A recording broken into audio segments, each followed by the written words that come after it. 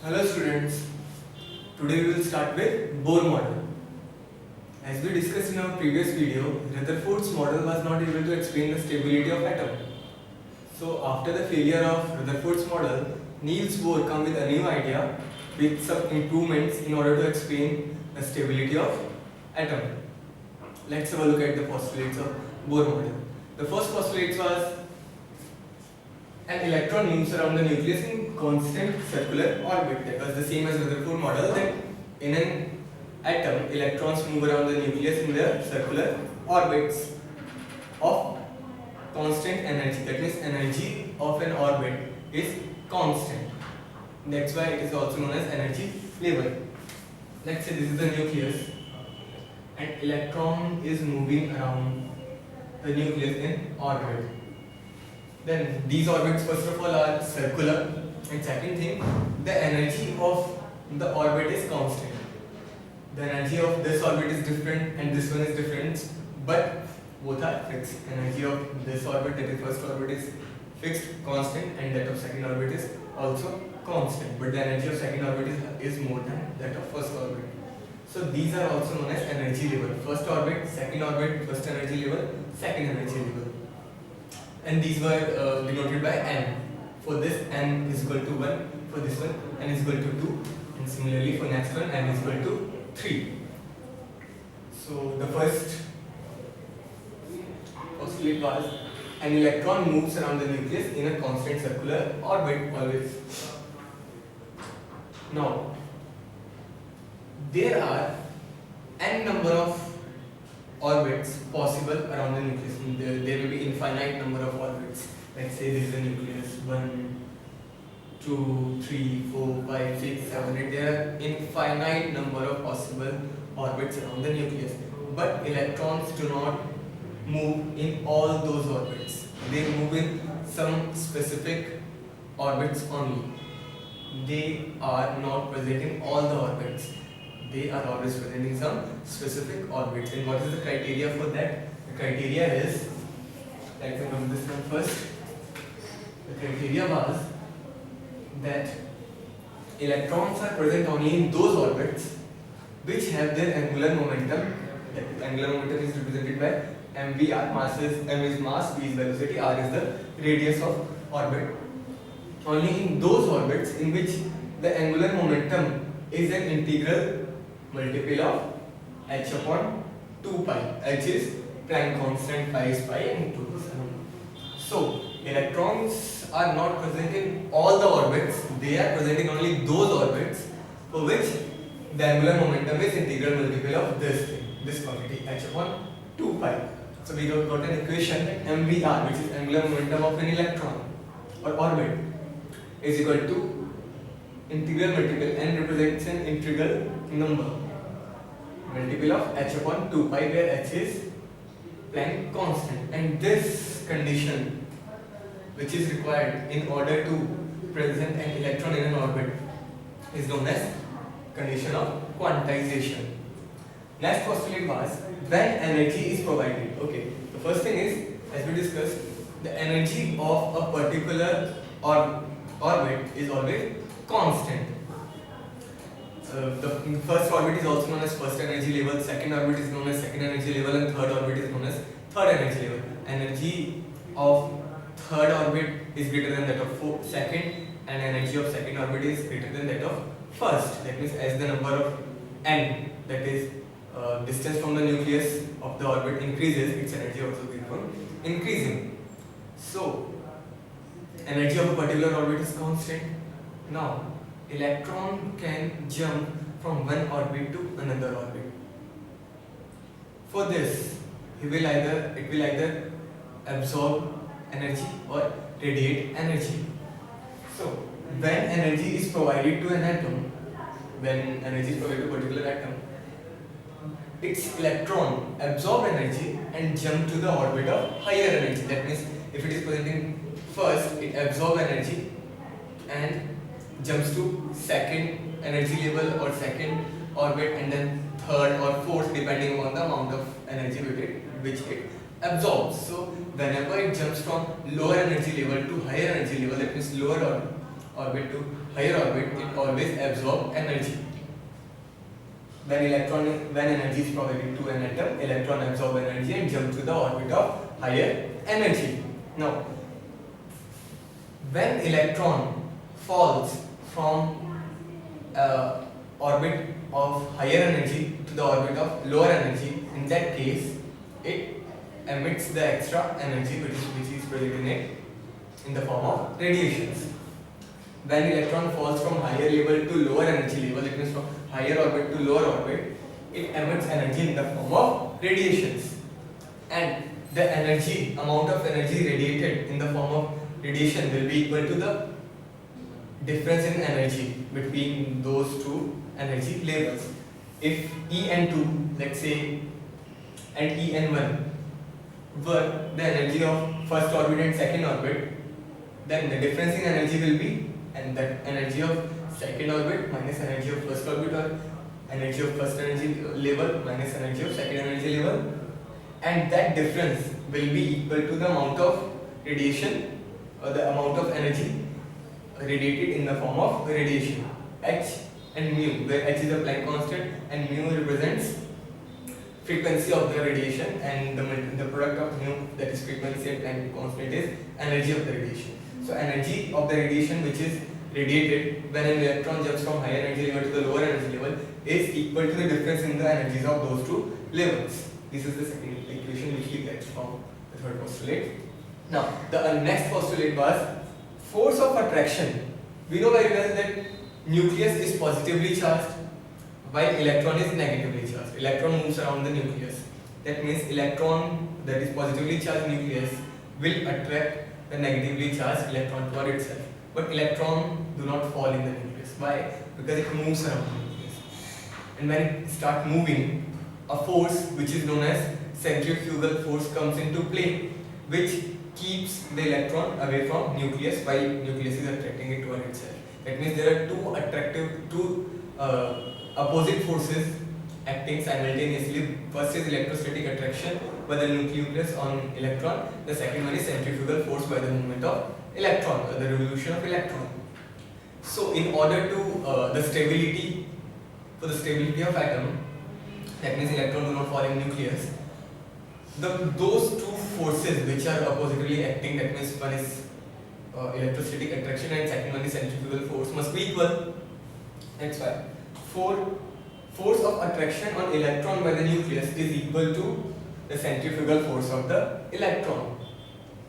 This mv square upon r represents the centrifugal force, where m is mass, v is the velocity of electron, r is the radius of orbit, and this is equal to the attractive force between nucleus and electron, which is electrostatic in nature, and it is given by Ze square upon r square, where Z is atomic number, that is number of electrons, and E is the charge on both electron and proton, because both have equal charges, only the difference in nature, one is positive and another is negative.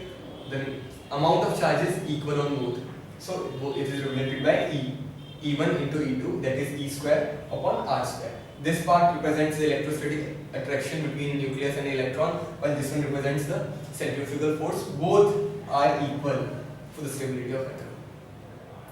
So these were the postulates of Bohr model or Bohr theory, and we get three equations from the postulates. First one was an electron moves around the nucleus in constant circular orbits of fixed energy. Second one was electrons are present only in those orbits for which their angular momentum is integral multiple of h upon 2 pi. The next one was when energy is provided to the atom, electron absorbs energy and jumps to the orbit of higher energy. While the next one was when electron falls from the higher energy level to the lower energy level, it emits energy in the form of radiations. And the force of attraction on electron by the nucleus is equal to the centrifugal force of the nucleus. Now let's see some mathematical calculations based on this theory. The first equation is from this, the last postulate, that is centrifugal force is equal to the electrostatic attraction between nucleus and electron. The next one was theory of a condition of quantization for which the angular momentum of electron must be equal to the integral multiple of h upon 2 pi. These are the two equations. When we divide first one by 2, we get this. V is equal to 2 pi z. Z is again the atomic number. E square, charge on electron, and is the principal quantum number, that is number of cell, a number of orbit, the first orbit, second orbit, third orbit. For first orbit n is equal to 1, for second n is equal to 3, 4, and so on. H is Planck constant, and this is the expression in order to calculate the velocity of electron in particular orbit. That means if we want to know that in a particular orbit what is the velocity of electron, so we will use this.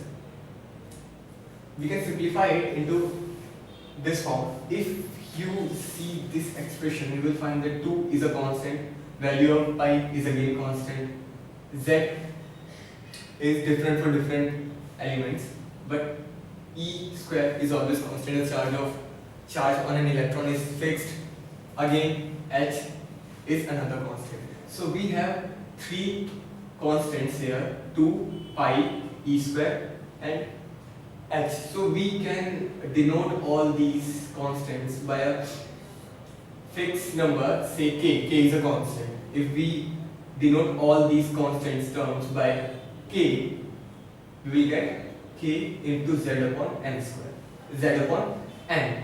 And by substituting the values of 2, pi, e and h, we get that k is equal to 2.18 into 10 power 8 centimeter per second.